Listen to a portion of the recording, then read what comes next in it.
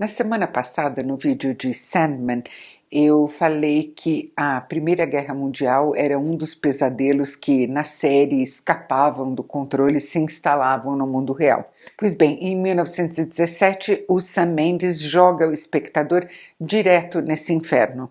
A guerra mais cruel da era moderna, em que durante 52 meses, milhões de soldados foram morrendo ou lentamente de fome e doença nas trincheiras lotadas de lama de ratos, ou morrendo de maneiras tenebrosas na terra de ninguém, como era chamada a zona entre duas fronteiras inimigas. Em comparação com a Segunda Guerra, a Primeira Guerra rendeu poucos filmes, mas pelo menos 3 deles são assombrosos. Sem Novidade no Front, que é de 1930 e continua impressionante.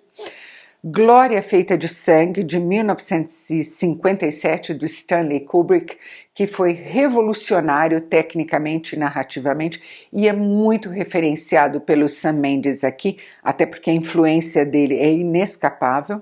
E agora também 1917. Eu acho mesmerizante o trabalho do Sam Mendes em 1917. Ele faz o espectador caminhar, correr, se arrastar, se enlamear, fugir junto com 2 soldados durante 119 minutos, divididos em 2 planos contínuos. Repito, 2 únicos planos, aparentemente contínuos. Já já eu chego lá. É uma espécie de experiência todo-terreno no fronte francês. E dizer que ele segue os 2 soldados que são protagonistas do filme com a câmera dele não chega nem perto de explicar a complexidade da concepção dele. Ele recria em tempo real a jornada desses 2 soldados.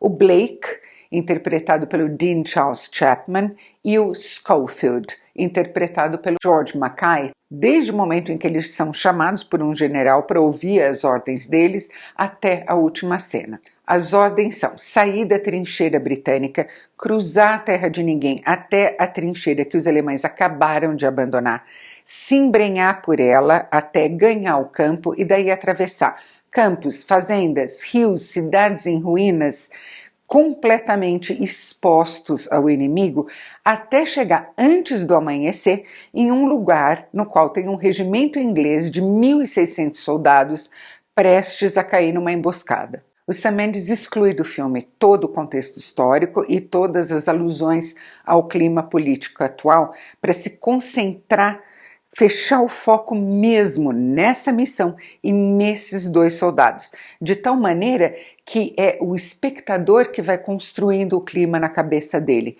o clima de um mundo em ruínas, reais e metafóricas, e principalmente um mundo em que de nenhum ponto do caminho existe possibilidade de volta. Quando certas coisas são postas em marcha, não tem mais como desfazê-las. Como o Blake e o Schofield só podem se mover para frente, o processo de roteirização e de filmagem foi uma coisa muito peculiar. Os atores foram levados para os campos onde os cenários iam ser construídos e percorrendo o percurso enquanto os diálogos iam sendo cronometrados. Com essa cronometragem na mão, os departamentos técnicos interagiram para definir juntos que comprimento deveria ter cada trecho de trincheira ou de campo, onde ia ficar cada escombro, onde cada bomba ia ser detonada, qual o percurso que as luzes iam percorrer. Durante 5 meses eles ensaiaram sem parar, incorporando cada vez mais elementos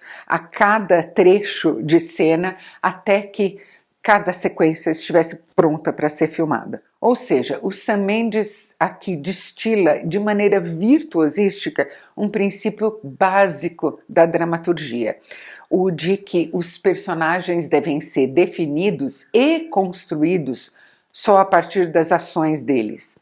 E os atores correspondem maravilhosamente a esse princípio. O Dean Charles Chapman está muito bem e o George Mackay está brilhante.